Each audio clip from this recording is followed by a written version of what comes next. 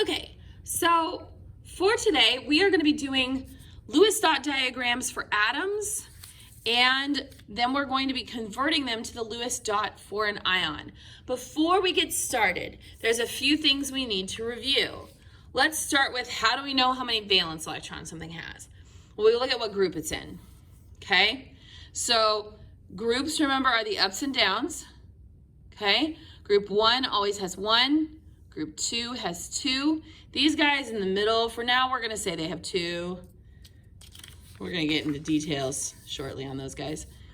Group 13 has 3 valence electrons. 14 has 4. Group 15 has 5. Group 16 has 6. Group 17 has 7. Group 18 has 8. Okay, so that's how we determine valence electrons. Also, we need to remember that the goal of every atom is to lower their potential energy.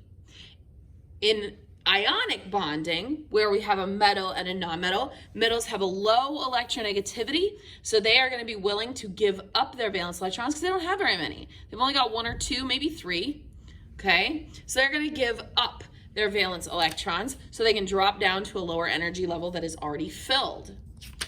Nonmetals, on the other hand, they are already pretty close to being filled, and so they are not going to give up their electrons. They are going to take on extra electrons to get to the 8 that the noble gases have, okay?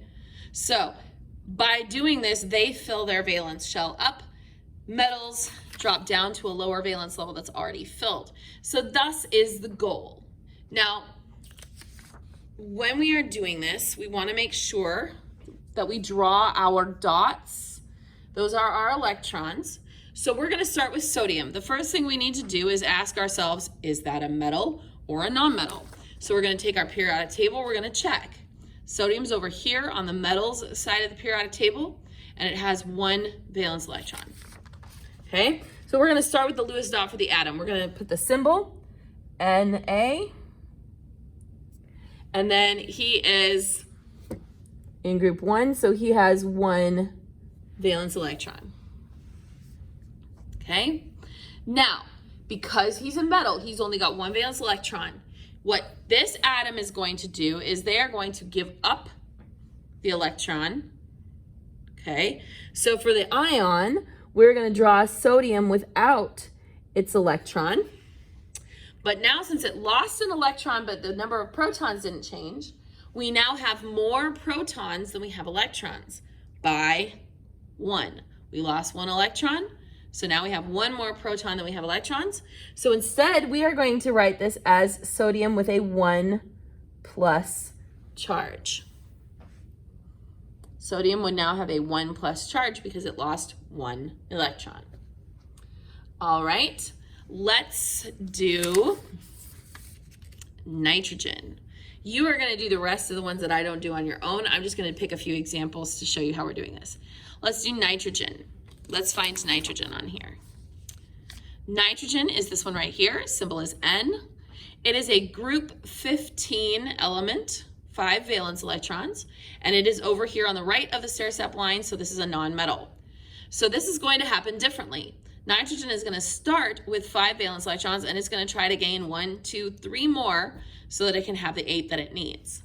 So let's start with nitrogen, the atom. Nitrogen, the atom, had 5 valence electrons. So we're going to draw the symbol N, and then we're going to do 1, 2, 3, 4, 5. Those are the valence electrons that nitrogen has by itself. Now, nitrogen is going to go find some metals that it can take electrons from until it's filled up, until we get to that 8. So nitrogen is going to go from 5. It's going to find some metal buddies to give up their electrons, and it's going to add 6, 7, and 8. So now we have a total of 8 electrons on our nitrogen. Okay, I'm going to put this in a little bracket. We tend to do that with our nonmetals because we don't want the dots to get confused with the charge. So all together with all these dots, what would nitrogen's charge be? Well, how many electrons did we add? We added 1, 2, 3. So this is going to have a charge of 3 negative. It's negative because now we have more electrons than we have protons, and electrons are a negatively charged particle.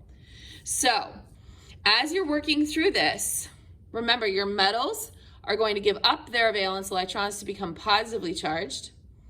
Your nonmetals are going to add electrons until they become negatively charged. Metals are going to give up all of their electrons, and however many electrons they give up, that's going to be what their charge is. Nonmetals are going to add however many it takes to get them to 8, and that's how many your negative charge is going to be. Once you've done all of these, you are then going to plot the charges for the elements on this little periodic table. Let me zoom this out a little bit so we can see what we're doing. Okay, so sodium we came up with a 1 plus charge for. Sodium's location on the periodic table is right here in group 1. We're just going to put that little 1 plus on our periodic table. Nitrogen's location is right here in group 15. He's right at the top. We're going to put his 3 minus charge down here. All right, so as you do all of these, you're going to draw the atom first, then the ion. Atom first, then the ion.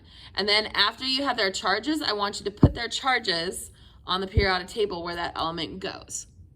Okay, so that's how you complete Model 1.